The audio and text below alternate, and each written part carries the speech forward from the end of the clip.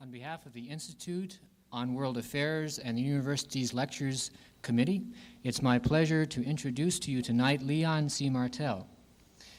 Dr. Martell is the Executive Vice President of the Hudson Institute, and he's also the Director of the Institute's Research Management Council. He's been at Hudson since 1974, where he's been the project leader for studies for the offices of the President and Vice President of the United States, and also various offices of the Defense Department. He's a political scientist who has specialized in international relations and also in Russian studies. Dr. Martell is also a captain in the U.S. Naval Reserve with extensive professional experience in the fields of political and military intelligence. While on active duty, he was in charge of the Russian and East European desk in the Navy's European Intelligence Center, and later served as an intelligence analyst for the National Security Agency. He holds a BA from Dartmouth College and an MA, PhD, and a certificate of the Russian Institute from Columbia University. He's also the author of the recently published book called Lend-Lease, Loans and the Coming of the Cold War, as well as being a co-author of a book called The Next 200 Years, which is also the topic of his talk tonight. He has informed me that he'll be speaking for about an hour, after which he will be very happy to entertain 15 to 20 minutes of your questions. So without taking any more of his time, it's my pleasure to introduce Dr. Martell.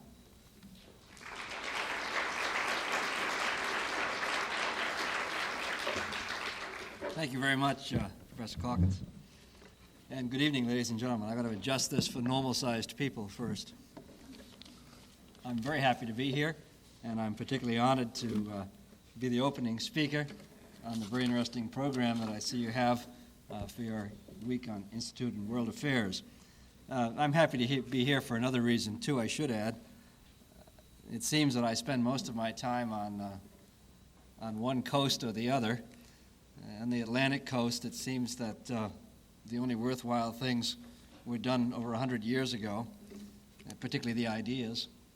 On the other coast, it seems like the only worthwhile things of the people think worthwhile were done yesterday.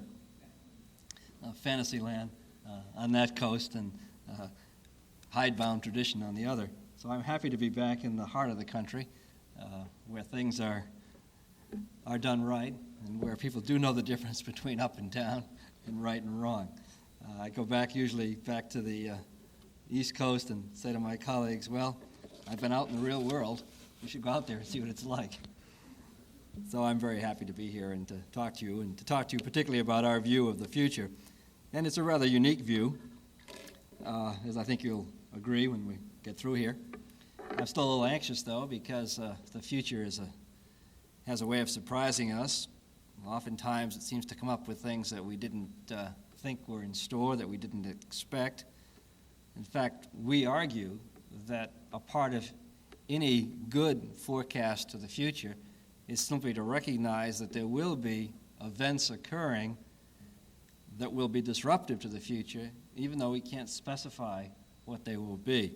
And in the last few years, of course, we've seen several cases to bear that out very well. There seems an even greater risk in looking at the future, according to one of my colleagues who was recently browsing through the New York State Code of Criminal Procedure. I don't know what he had done to cause him to be looking there, but anyway, while looking there, he found the following rather interesting section. Quote, persons pretending to forecast the future shall be considered disorderly under Subdivision 3, Section 901 of the Criminal Code, and subject to a fine of $250 and or 6 months in prison. Well, as of this morning anyway, no one was in prison at the Institute, so I guess we'll take the risk and continue our efforts. And I do want to say at the outset that our view of the future of this decade and of beyond into the next 200 years is the subject of our book and my remarks tonight. That view is generally optimistic. The argument is that we're not over the hill, that the path is upward, not downward, that the good life is still ahead, and it is still ahead for more of our people and not for less. Now, this is in rather sharp contrast with much of the doom and gloom views that we've heard over the past 10 to 15 years, and in fact, really just reiterated in what I consider a relatively notorious study, actually sponsored at the request of the President of the United States, the Global 2000 report, which just released this past summer, which in its methodology and its research effort is indeed very shoddy, and its conclusions, I think, are as inappropriate as they are inaccurate. So the doom and gloom sayers are still very much with us. We've seen it before in books with titles like This Endangered Planet, The Coming Dark Age, The End of the American Era, and particularly the very widely read and widely accepted study of the first study of the Club of Rome 10 years ago called The Limits to Growth.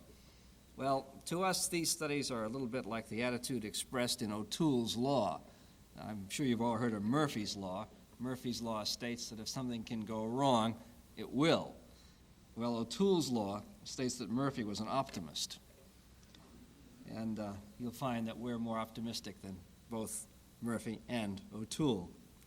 The key to this forecast, quite in contrast with the views of the doomsayers and the gloomsayers and those that urge us to limit growth, the key to this forecast is that growth is necessary and that growth is indeed possible. And so that is one of the themes that you'll be hearing me develop here tonight. I should perhaps say a little bit first about the Institute, because people often wonder what Hudson Institute is, and it is what's popularly known as a think tank, a public policy research organization, a nonprofit one. We have our main office in Croton, New York, on the banks of the Hudson River, hence the name Hudson Institute, about 35 miles north of New York City. Very, very pleasant grounds. We call it a campus, in fact, 22 acres of land and 7 buildings. It used to be a drying out spa for wealthy alcoholics. Some people think it still is, but that's a misnomer. We have offices also in Paris, in Tokyo, in Montreal, and a little office in Washington. We were founded back in 1961 by a man that some of you may have heard of, Herman Kahn. And Herman Kahn made his reputation first as a defense analyst. He wrote a very famous book called On Thermonuclear War, and a book with an even more famous title following that book called Thinking About the Unthinkable. And I suppose that we like to think at Hudson that when we're doing our best work, we're following the precept of that title, Thinking About the Unthinkable. For 6 or 7 years, Hudson Institute was involved principally in defense studies for the government. But in 1967, Herman Kahn took on the assignment from the Commission on the year 2000 to write the central book of that commission, and out of that came the book entitled The Year 2000, a very large tome which attempted to take a look at all of the great trends of history, where they had brought us, where they were taking us in the future, and it became a landmark book in futurology studies. It marked him as a futurist and made the Hudson Institute a futurology institute, along with our defense studies work. So today, we're about 1/3 in defense studies and about 2/3 in studies that would fall under the general heading of futurology, long-range forecasting and economics issues, resource issues, population, food issues, pollution, and so forth. Well, out of this work has come the book that was referred to the next 200 years, which is intended to be a summary of some of the studies that we've been undertaking over the past decade and a half on these long-range forecasting issues. We put our views forward in this book for 2 reasons, principally. First of all, we believe them. It's what our studies show us. If we didn't believe them, I think that as a nonprofit public policy research institute, we'd be obliged to say so and to recommend the kind of policies that would improve the situation. But we believe in what we're saying. Secondly, we also believe the doom and gloom views are the very opposite of what we need to deal with the very important problems that we face in the future. Well, let me present you in capsule form this long-term view of the future that we've developed in our studies and summarized in our book, The Next 200 Years. And at the same time, because you're students and scholars, to give you some of the evidence for that view, so you can judge for yourself whether we have taken a credible position, whether this is a viable forecast of the next 200 years. And let me begin by really defending the question of taking a long-term view. And I think it's important to make a couple of comments about this, because so often we're caught up with what's going on at the present. And we take a look at the present and assume that it gives us a clear indication of what's going to happen in the future. And our argument is just the opposite of that. The normal focus, we know, is on the short term. It's the next year or the next month or the next week. Or I was with a group of security analysts a couple of weeks ago, and they said, what about the next 10 minutes? That's the future we have to deal with, the near term. It's the future we can affect in our lives and in our businesses. We don't have much of a stake in the next 200 years or even in the next 50 in many cases. But still, we argue that the loss of the long-term perspective can be very costly, and it can be even fatal, perhaps, to short-term planning. Because if you focus exclusively on the short term, you promote the belief that what's happening now is likely to continue in the future. This planning proceeds in ignorance of what really should be the most important input to planning, that is, long-term trends. And it can be pernicious, of course, in a particular way if what is happening today is not good. Because if what's happening today is not good, then your conclusion is, well, things are going to continue bad, perhaps they'll get even worse. Planning on these assumptions not only gives you poor guidance, but we argue it could really be self-fulfilling. Because if you all plan on the basis of a worst-case analysis, that's likely to be the case that you'll get. So there's a powerful argument, we believe, for the long-term view. It shows us that the fears that we have today are just that, the fears of today and not tomorrow. It also alerts us to some of the problems that lie ahead that may not be visible today or in the near term. With a long-term view, we argue that we can face the future with new confidence, that the apocalypse is not now, and that we can indeed prepare ourselves better for the problems that lie ahead. Now, the long-term view that we've set forth in our studies and in the books that I've referred to views mankind at the present time in the midst of what we call a great transition from a pre-industrial era to eventually a post-industrial era. Now, let me explain what those terms mean and define these eras for you. This great transition began about 200 years ago with the gradual ending of the pre-industrial era. And this transition will continue about 200 years into the future with the beginning of the post-industrial era, hence the title of the book and my lecture, The Next 200 Years. Now, this transition has been characterized in its first 200 years, the 200 years just passed, by a very rapid increase in two rates of growth. These are rates of population growth and rates of growth of economic product. Now, the difficulty is that the doomsayers and the gloomsayers and those who urge us to limit growth have assumed that these rates, which have been climbing very rapidly during the last 200 years, are going to continue to climb very rapidly, even more rapidly. And that leads then to the urgent prescriptions to limit growth. But what is not well understood, and what our studies show us, we believe quite convincingly, is that during the second 200 years, the next 200 years of this transition, these rates which have been growing so rapidly, population and economic growth, will gradually slow. They will not continue to rise. And that the growth that does continue as they slow down, diffused throughout the world, will bring material well-being and a high standard of living to most of the world's people. Let me give you some benchmarks to sort of illustrate the point that we're trying to make here. If we look back 200 years at the end of the pre-industrial era and the beginning of this great transition, as we call it, we find that up till that time, economic product was growing very slowly. If we look at population, we see that birth rates were high, but death rates were high. And so the population was relatively stable. It went up and down, famine, plagues, disasters of that kind, but it was over time, until 200 years ago, growing only very, very slowly. In 1775, it's been estimated that there were about 750 million people on Earth.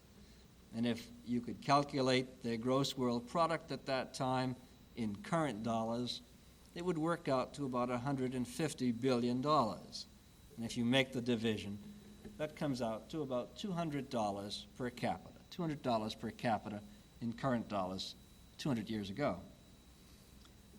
Then, as we began to move up this great transition, as we began the industrial era, we began to utilize resources. We changed from animate to inanimate forms of energy. Our economic product began to grow rapidly. Birth rates were still very high, but because of better food distribution, better disease control, better public health measures, death rates were falling. And so that meant with high birth rates and low death rates, it meant population increased very rapidly. In fact, increased at exponential rates in the first half of this century, doubling in shorter and shorter periods of time. So that in 1975, we had about 4 billion plus people on Earth. Their gross world product around $7 trillion. And this works out to $1,800 per capita, about 9 times what it was 200 years before at the start of the era of industrialization. We argue now, and I'll give you the evidence for this in a moment, we argue now that we are passing through the inflection point in this great curve. That is that point which marks the highest rate of growth and the beginning of the slowing of that rate of growth. So that from now on, economic growth will increase more slowly and not more rapidly. And that birth rates will fall until finally they will be at about the same level as death rates, and population will eventually be stabilized. And when we achieve this eventual stabilization of population and relative stabilization of economic growth rates, we will be moving into the post-industrial era, 200 years from now. Now, the term requires a little definition, post-industrial, because we don't mean that there'll be no more industrial activity. It will certainly continue, but it will be accomplished by a relatively small percentage of our total workforce, and it will occupy a relatively small percentage of our total economic activity. Just as 200 years ago, we had about 90% of our people involved in agriculture. Today we have about 4% of our workforce in agriculture, and they produce, of course, not only enough for this country, but for considerable export as well. Well, in the same way, perhaps not with the same figures, but in the same way, a smaller percentage of our workforce will take care of all of our manufacturing, construction, and industrial activity, and it will occupy a relatively small portion of our economic effort. The distinction made by Daniel Bell, I think, is a very good one between the industrial and the post-industrial eras. His definition is as follows. Industrial society is organized primarily around energy and the use of energy. Post-industrial society will be organized around information and the use of information to guide society. And so 200 years from now, as this great transition is completed, as we move into the post-industrial era, we would argue that, very roughly speaking, these are obviously just ballpark figures, we would have about 10 billion people on Earth, about a little less than 2.5 times what we have today, and that their gross world product, again in contemporary dollars, would be about $200 trillion. And if you do the division, that comes out to $20,000 per capita. or about 100 times what it was 200 years ago. So we've gone from $200 per capita to $1,800 per capita to $20,000 per capita, 9 times as much now, 100 times as much, 200 years from now. In this perspective, then, this great transition, as we call it, is the most important epoch in all of human history. In these years now, the decades of the 70s and the 80s and the 90s, are the most important years of that epoch because we appear to be near that inflection point I mentioned before in this great transition, that moment of the highest rate of growth and the slowing of those rates of growth. In this perspective, then, the problems that are associated with growth, the problems that are regarded as so urgent by the doomsayers and the gloomsayers, the problems of those who urge us to limit growth, are really transitory problems. They're temporary problems. They're problems of a time between penury and a time of prosperity. In the very first sentence of our book, The Next 200 Years, we sum up the thesis in this with these words. The scenario, elaborated and tested in this book, can be summarized with the general statement that 200 years ago, almost everywhere, human beings were comparatively few, poor, and at the mercy of the forces of nature.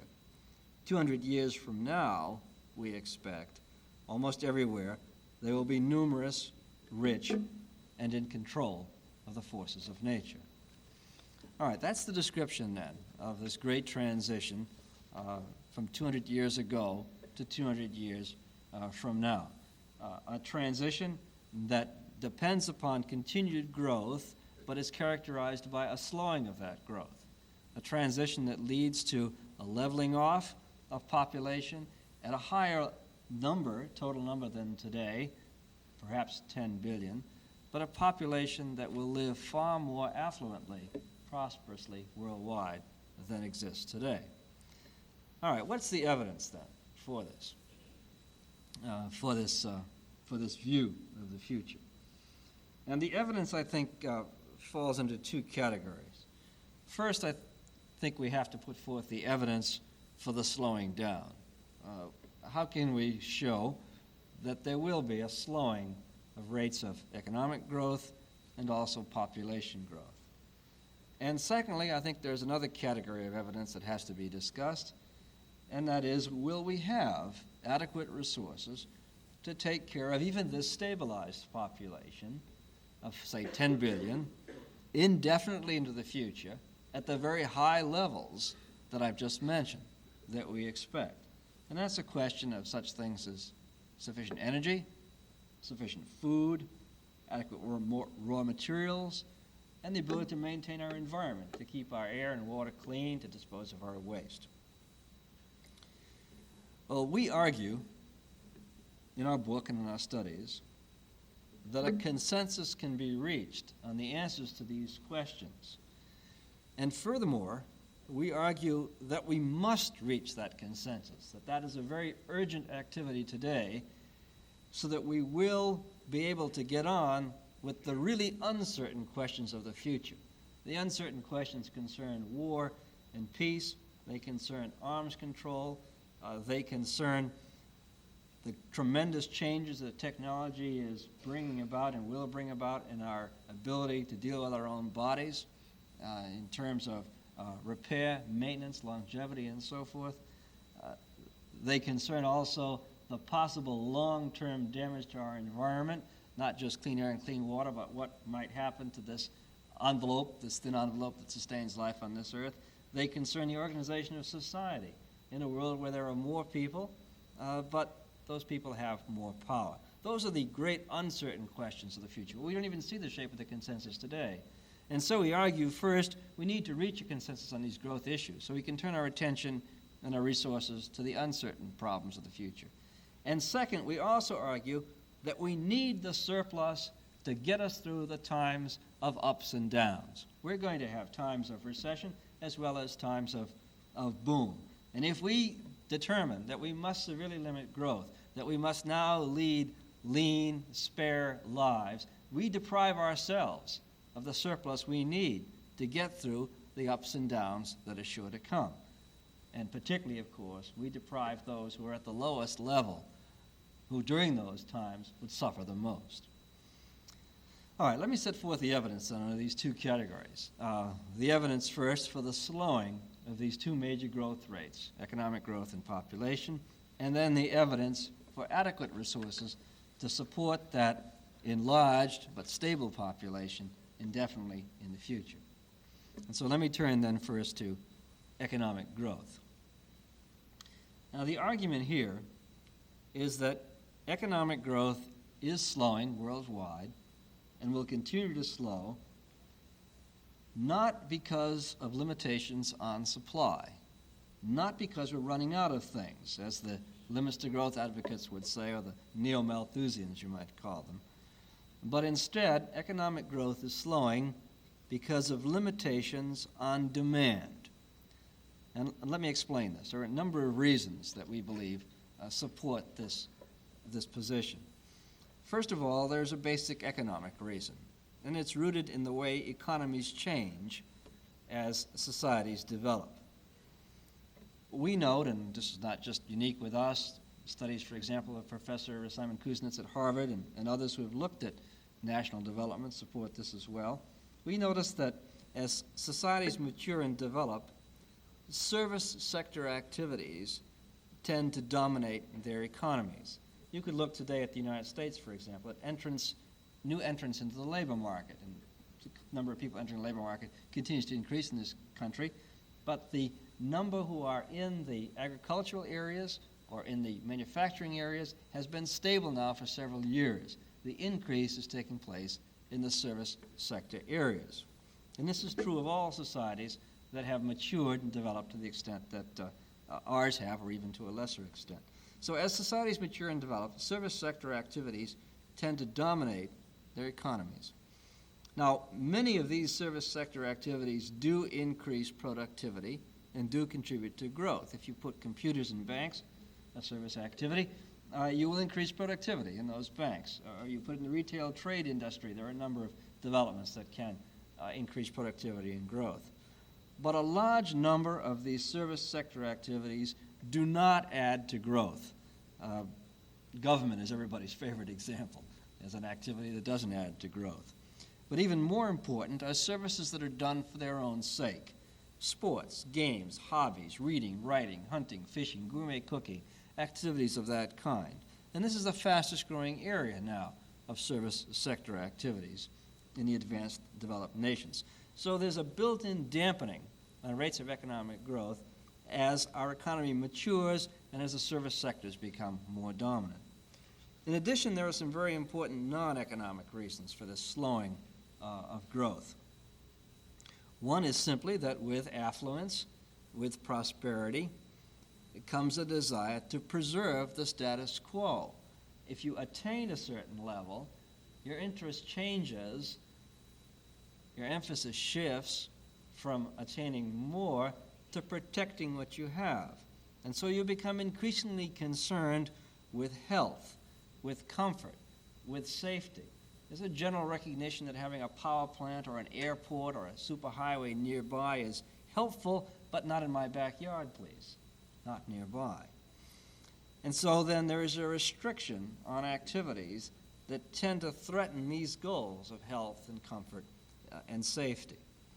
It used to be in this country that the sign of a smokestack belching black smoke was a sign of progress, a sign of growth. Now it's a sign of pollution and a sign of potential hazards to our health. Increasingly, these desires for health, comfort, and safety are translated into laws and into regulations, and they do very often improve health, comfort, and safety.